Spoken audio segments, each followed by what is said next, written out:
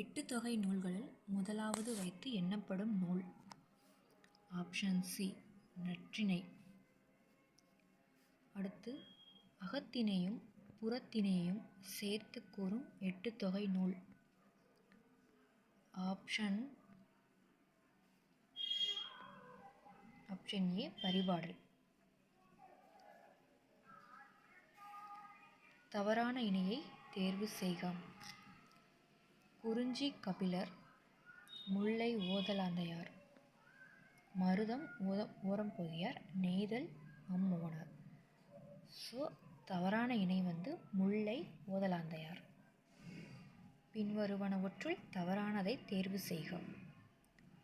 கம்பர் தேர் அழுந்தூரில் பிறந்தவர். சரஸ்வதி அந்தாதியை இயற்றியவர் கம்பர். கம்பரை ஆதரித்த வள்ளல் சீதக்காதி. கம்பர்